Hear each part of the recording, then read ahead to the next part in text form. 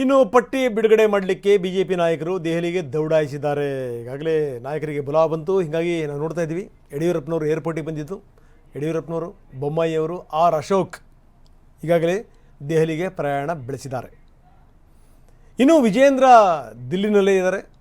ಒಂದು ಲೆಕ್ಕದಲ್ಲಿ ಇದೊಂದು ಕಗ್ಗಂಟಿದು, ಯಾರನ್ನು ಪರಿಗಣಿಸಬೇಕು, ಯಾರನ್ನು ಪರಿಗಣಿಸಬಾರ್ದು, ಇದೆಲ್ಲದರ ಬಗ್ಗೆ ಈ ಅಂತಿಮ ಹಂತವನ್ನು ತಲುಪಿದೆ.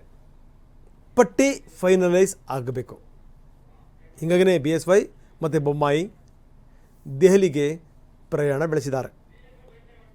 ವಿಪಕ್ಷ ನಾಯಕ ಆರ್ ಅಶೋಕ್ ಕೂಡ ಜೊತೆಗೆ ಹೋಗಿದ್ದಾರೆ.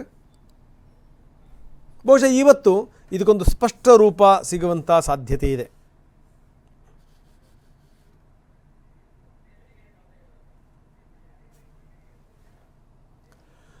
ಇನ್ನು ಮೈಸೂರಿನ ಟಿಕೆಟ್ ಸಂಗತಿ ಏನು? ಪ್ರತಾಪ್ ಸಿಂಹ ಅವರಿಗೆ ಟಿಕೆಟ್ ಸಿಗುತ್ತೋ ಅಥವಾ ಪ್ರತಾಪ್ ಸಿಂಹ ಅವರಿಗೆ ಟಿಕೆಟ್ ತಪ್ಪುತ್ತೋ? ಇದಕ್ಕೆ ಸಂಬಂಧಪಟ್ಟಂಗೆ ಯಡಿಯೂರಪ್ಪನವ್ರು ಏನು ಹೇಳಿದ್ರು ಬನ್ನಿ ನೋಡೋಣ. ಎಂಪಿಗಳಲ್ಲಿ ಟಿಕೆಟ್ ಕೈ ತಪ್ಪು ಭೀತಿ ಇದೆ, ಆ ಥರ ಪ್ರಯೋಗ ಮಾಡ್ತೀರಾ ಸರ್? ಗೊತ್ತಿಲ್ಲಪ್ಪ, ಅಂತಿಮವಾಗಿ ಪ್ರಧಾನಿಯವರು ತೀರ್ಮಾನ. ಸರ್, ಮೈಸೂರು ವಿಚಾರದಲ್ಲಿ ಯದುವೀರ್ ಒಡೆಯರ್ನೇನಾದ್ರು ಸಂಪರ್ಕ ಮಾಡಿದ್ರೆ ಆ ಥರದ್ದು ಏನಾದ್ರು ಮಾತಿದೆಯಾ ಸರ್ ಮೈಸೂರು ವಿಚಾರದಲ್ಲಿ? ಅದಿದ್ದರೆ ನಾನು ಇಲ್ಲಿ ಚರ್ಚೆ ಮಾಡೋಕ್ಕೆ ಇಷ್ಟಪಡ್ತೀನಿ. ಹಾಲಿ ಎಂಪಿಗಳಲ್ಲಿ ಟಿಕೆಟ್ ಕೈ ತಪ್ಪು ಭೀತಿ ಇದೆ, ಆ ಥರ ಪ್ರಯೋಗ ಮಾಡ್ತೀರಾ ಸರ್?